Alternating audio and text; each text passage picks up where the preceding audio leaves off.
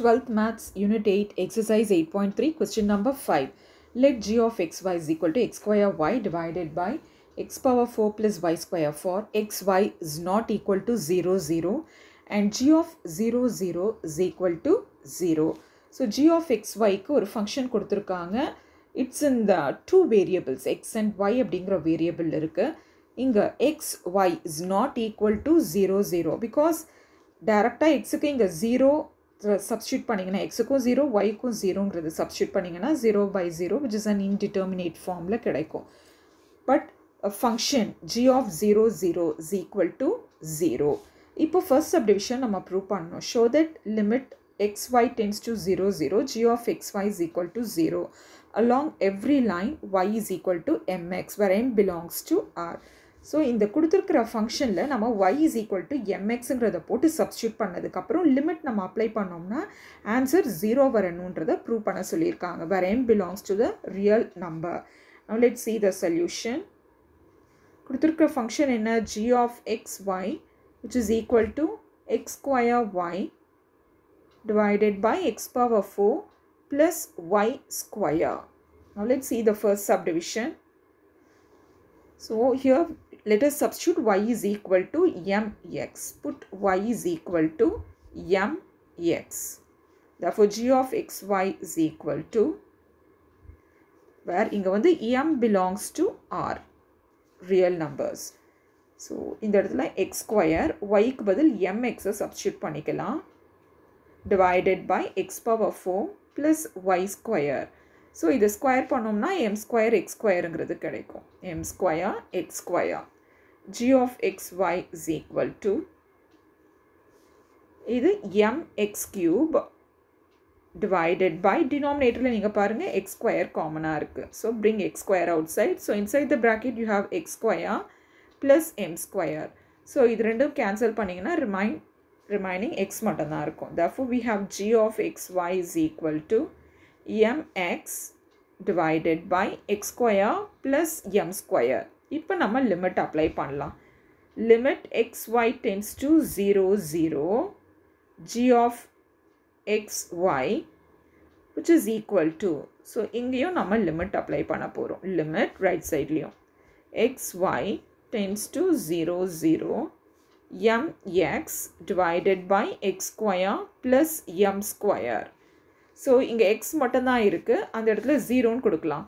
So m into 0 divided by 0 square plus m square. அதாவது 0 by m square. 0 by m square அப்படிங்கிறது 0. That is limit of xy tends to 0, 0 g of xy which is equal to 0. Hence 1 proved.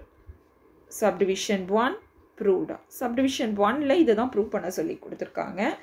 Hence we have proved the first subdivision. Next அதே போல இங்க கொடுத்திருக்கிற ஃபங்க்ஷன்ல let us substitute y is equal to kx square where k belongs to real numbers except 0.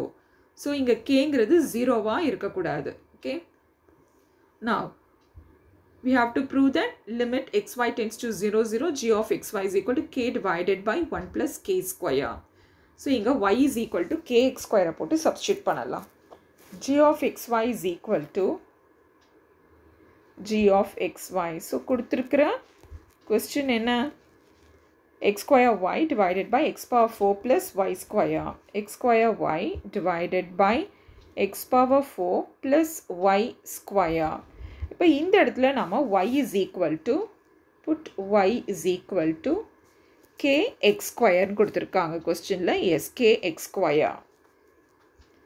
y is equal to kx square where k belongs to real numbers except 0. okay. so இந்த இடத்துல நம்ம y இருக்கிற இடத்துல kxyங்கிறத substitute பண்ணலாம். x square y. so y க்கு பதில் kx square divided by x power 4 plus y square. So இது square பண்ணோம்னா we get k square x power 4. That is numerator multiply பண்ணோம்னா k into x power 4 divided by denominatorல x power 4 காமனா இருக்கு 1 plus k square. So இங்க x power 4 will get cancelled. we have k divided by 1 plus k square. இது g of xyங்கிற function. இப்போ இதுக்கு நம்ம limit xy tends to 0 0 g of xy which is equal to limit ரெண்டு சைடும் limit apply பண்றோம். xy tends to 0 0 k divided by 1 plus k square. இங்க xy ன்ற ஃபங்க்ஷன்ல xy ஏ இல்ல. ஓகே, ஸோ வெறும் கான்ஸ்டன்ட் மட்டும்தான் இருக்கு. k divided by 1 plus k square. இதுதான் கொஸ்டின்ல ப்ரூவ் பண்ண சொல்லி கொடுத்துருந்தாங்க. ஓகே, ஸோ அதை நம்ம ப்ரூவ் பண்ணிட்டோம் பாருங்க. k divided by 1 plus k square. Hence proved. Hence proved. Okay, thank you children.